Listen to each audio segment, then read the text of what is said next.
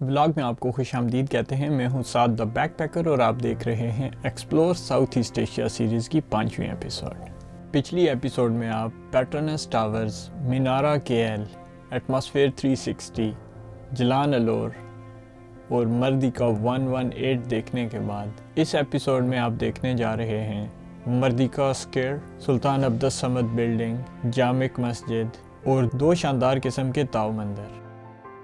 तो मलेशिया की मुकामी ज़बान में 2 दरियाओं के मिलने की जगह को कुआलालंपुर कहा जाता है और ये नाम पड़ा था एक ऐसी बस्ती का जिसकी बुनियाद पड़ी थी 2 दरियाओं कलांग और गोम्बक के मिलने की जगह पर। तो इस व्लॉग में हम इस जगह के बारे में बात करेंगे। तो आज का व्लॉग शुरू करेंगे मर्दिका स्क्वायर से, जहाँ पर एक हो जाती है कुआलालंपुर की तारीख और मलेशिया की आज़ादी। पहले बात करते हैं आज़ादी की, फिर बात करेंगे तारीख की। मलाई ज़बान में मर्दिका कहते हैं आज़ादी को, और मर्दिका स्क्वायर वो मैदान है जहाँ पर मलेशिया के पहले वज़ीर आज़म तुंकू अब्दुर रहमान ने मलेशिया की आज़ादी का ऐलान किया था 1857 में। इसलिए हर साल 31 अगस्त को इस मैदान में आज़ादी की तकरीबात रुनुमा होती हैं। मर्दिका स्क्वायर के सामने सड़क पार सुल्तान अब्दुस समद बिल्डिंग है जो इसके हुस्न में और इजाफा करती है।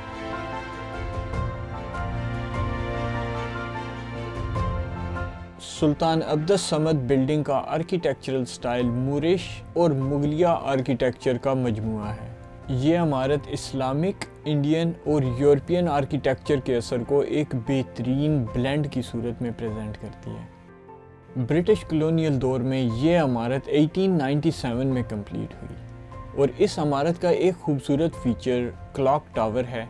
ये क्लॉक टावर दरअसल लंदन में मौजूद बिग बेन से मिलता जुलता है और इसके ऊपर जो गुंबद है वो मुगलिया आर्किटेक्चर की एक बेहतरीन मिसाल है। अगर आप आर्किटेक्चरल ब्यूटी में दिलचस्पी रखते हैं तो इस इमारत को ज़रूर देखें।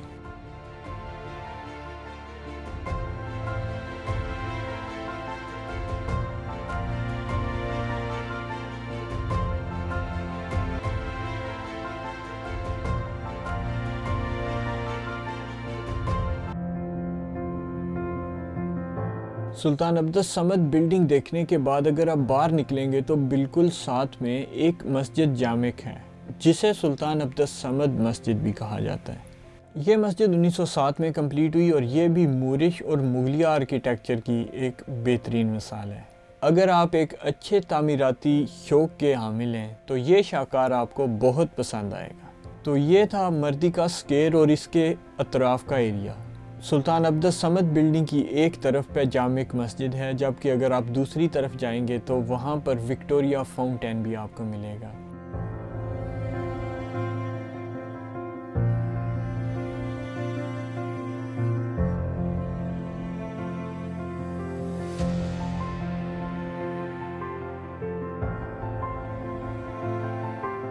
अब आते हैं सुल्तान अब्दुस समद बिल्डिंग की पिछली साइड पर।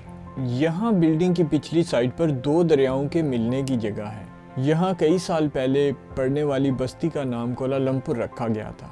ये बुनियाद रखी थी चीनी कारकुनों ने। यहाँ टोटल 87 कारकुन आए थे। क्योंकि यहाँ पर जंगल और दरिया था तो इब्तदाई मकीनों में से 87 में से सिर्फ 18 बच पाए थे और बाकी के हलाक हो जाने की वजह मलेरिया था। इस तरह ये लोग मलेरिया के सबब इस जहान फ़ानी से कूच कर गए। अब अगर आप इससे थोड़ा नीचे की तरफ जाएंगे तो वहाँ पर एक गली में आपको रियलिस्टिक पोर्ट्रेट्स बनाने वाले कई आर्टिस्ट मिलेंगे जो हैरत अंगेज़ हद तक रियलिस्टिक पोर्ट्रेट्स बनाते हैं। इस जगह को पसार सैनी या सेंट्रल मार्केट कहते हैं।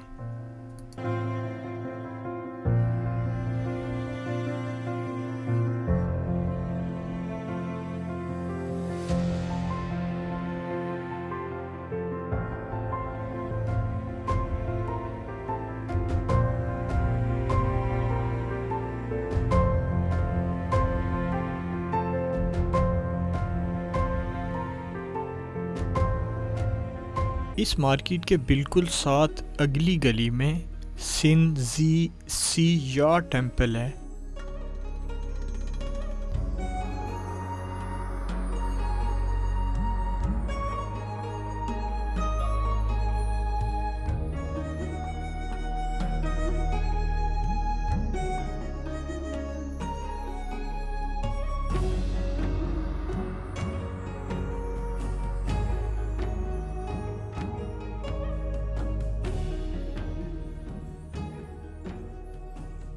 ये कोलालंपुर का सबसे पुराना ताओइज़्म का मंदिर है जो कि 1864 में तामीर हुआ।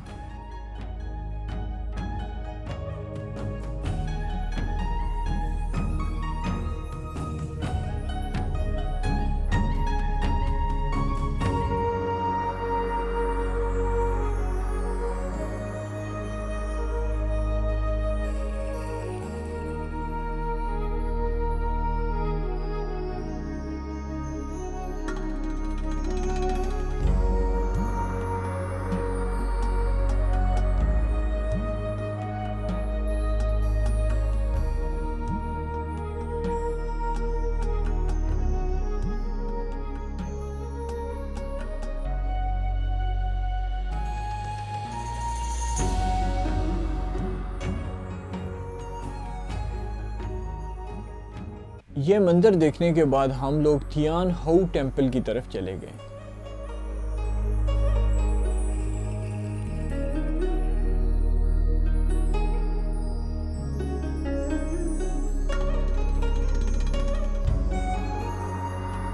ये मलेशिया का सबसे बड़ा और सबसे खूबसूरत ताओ मंदिर है। ये मंदिर देवी थियान हाउ से मंसूब है जो कि ताओइज़्म में समुंदर की देवी है और मछेरों और जहाज़ रानों की हिफाजत करती है। तो आइए इस खूबसूरत मंदिर के नज़ारे करवाते हैं आपको।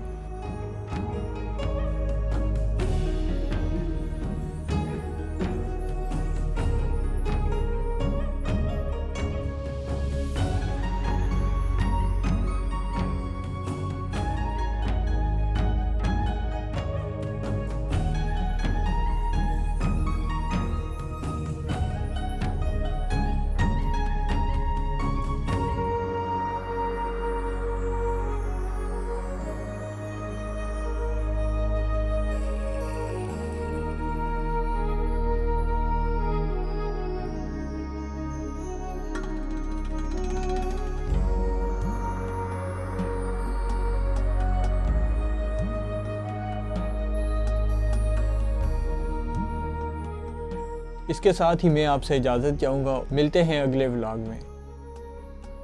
पीस।